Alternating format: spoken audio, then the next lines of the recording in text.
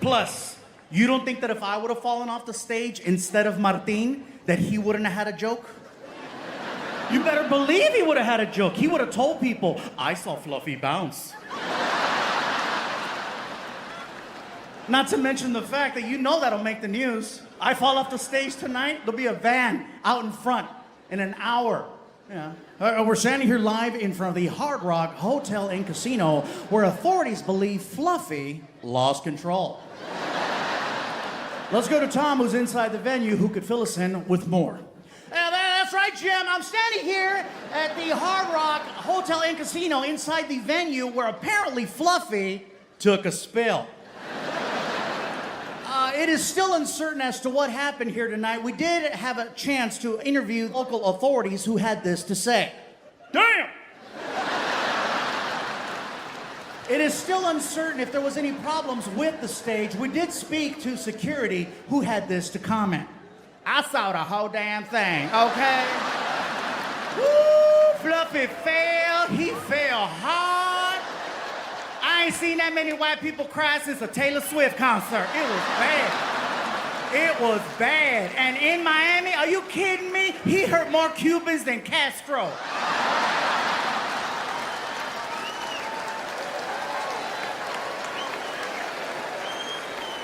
And that's how you get canceled. So that's the point I'm trying to make here.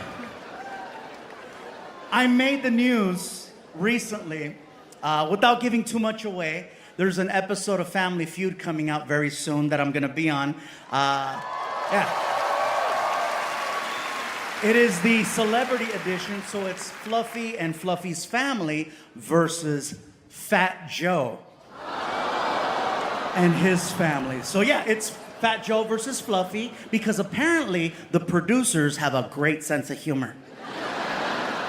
Anyway, long story short, I flew in some family from the East Coast to be on the show with me. The show went over very well. You'll find out who wins later. Here's the deal. The next day, my sister, who was one of the people I flew in, she hadn't been in California in forever, and she was like, can we go to Disneyland? And I'm like, sure, let's go. So it was her and her husband, Gordy, and I took them to Disney. And we get on a couple of rides, and just so we're clear, that's not what made the news. No. I said that last night, and someone was like, oh, because he fit. No. Some people, right? Yeah. We get on the Cars ride at California Adventure, and halfway through the Cars ride, the car stops on the track. And my sister looked at me, she goes, is this supposed to happen? I go, no, the check cleared. We're supposed to finish. This is, we paid. It's supposed to work. No, this...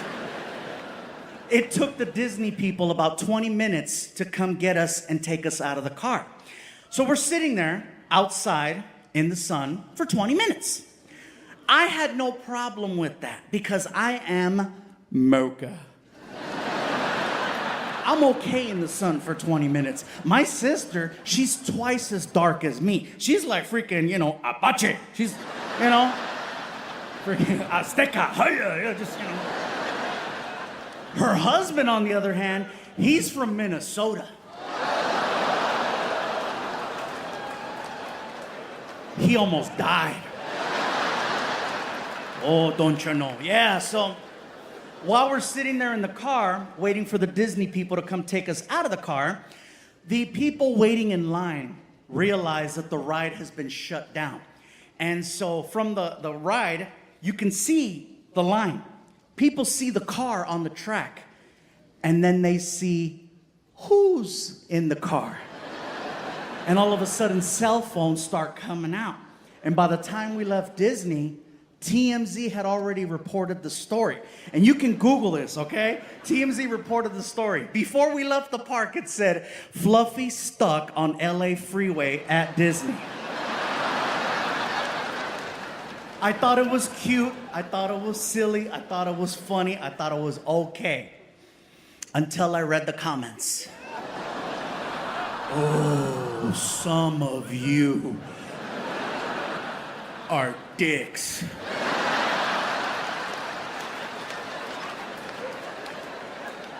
One lady wrote, just because you're tall enough to ride doesn't mean you're small enough to fit. A guy wrote, the car got tired. Another guy wrote, you're Mexican, couldn't you fix it? And that was Martin, yeah. So, anyway, so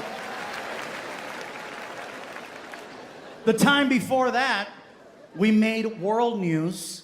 Some of you might remember this story. The guys and I were involved in an emergency landing situation. I had chartered a private jet because my last Netflix special, the money finally hit my account, and I thought I was balling, right? Nope, turns out we were falling. Worst turbulence we have ever experienced in 27 years of being comedians. Worst turbulence I ever felt, for sure. At one point, the jet did this. I did this. The scariest part was watching my dogs leave the seat. Fortunately, we landed safely. We were okay. That's not what made the news. What made the news is that when we came in for the landing, the jet touched down and then it skid off the runway by 200 yards. And we ended up in a field. A field. A field. Are you kidding me? As hard as I work.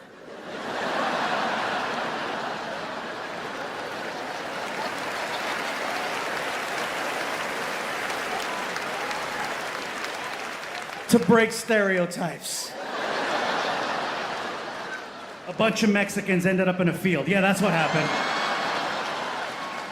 That's how TMZ reported it. Mexicans found in field. In the movies, the pilots are always the first to know when there's an issue. And in the movies, the pilots always have the courtesy of telling the passengers. They love to hear themselves talk. They get on the mic. All right, your captain speaking here. I just want to let you know we're going to be experiencing just a little bit of rough air. If you could just fasten your seatbelts, we're going to be A-okay. All right, I'll be right here with the cement. If it gets bumpy, you know. All right, hey, everybody, it's your captain speaking here. Somebody just had a little Mexican food here, so yeah. We're feeling a little bumpy up here. Yeah, we just had some fast food. But if you could just a reminder to keep your seatbelts fastened, we might be getting a little bit. Oh, there we go, just a little bit there. All right, I'll be back with you in just a few seconds. If the plane's going down, brace for impact. Hold on tight. We're coming in hot. Our pilot, nada. Our pilot didn't say anything until we came to like a complete stop. And then maybe like a minute later, the cockpit door opened up and he stuck his head in and he's like, you good?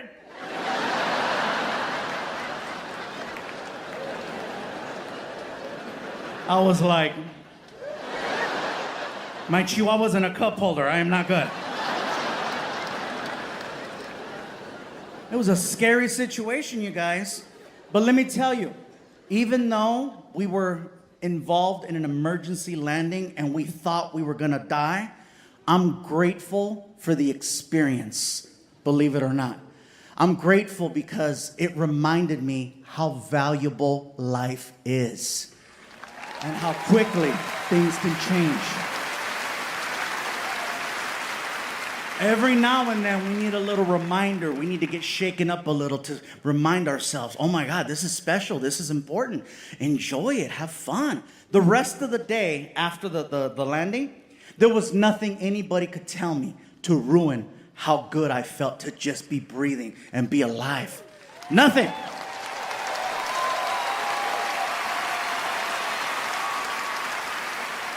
And so that's why I'm grateful for bad moments. And I think bad moments are actually a good thing because we need balance in life. You need to have bad experiences in order to truly appreciate good experiences.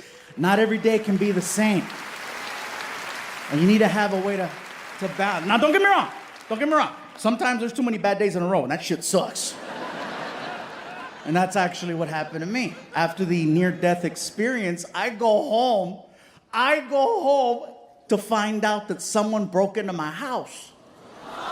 Yeah, I'm like, are you kidding me? That's why I survived, to see this shit.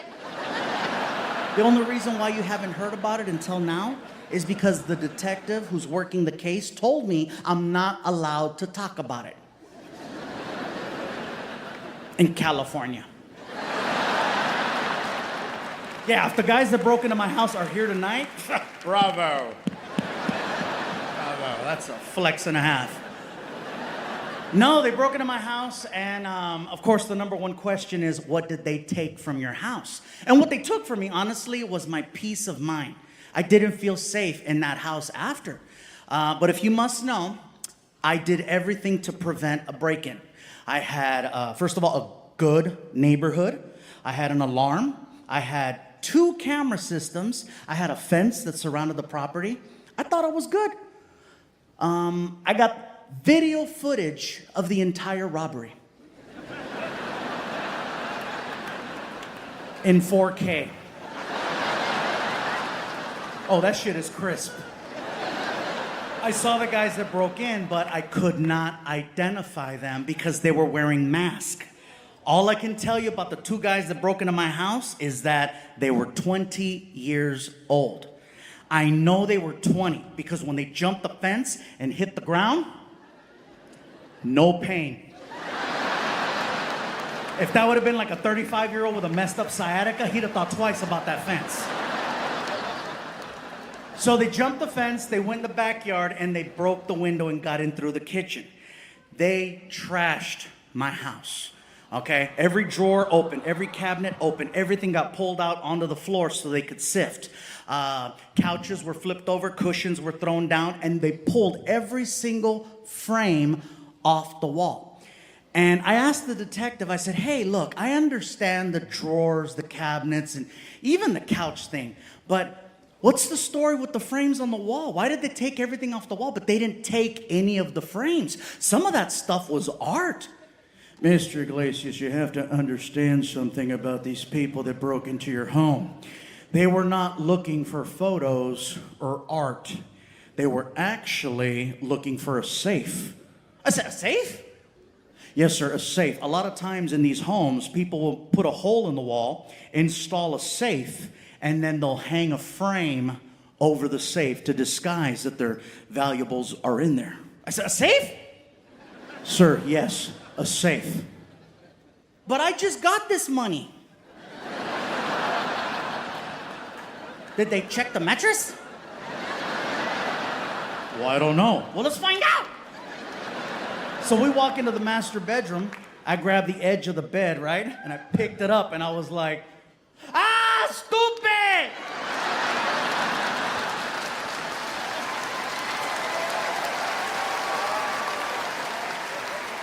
It's all here! Oh my God, these guys had no idea they were robbing somebody more ghetto than them. So at the end of it,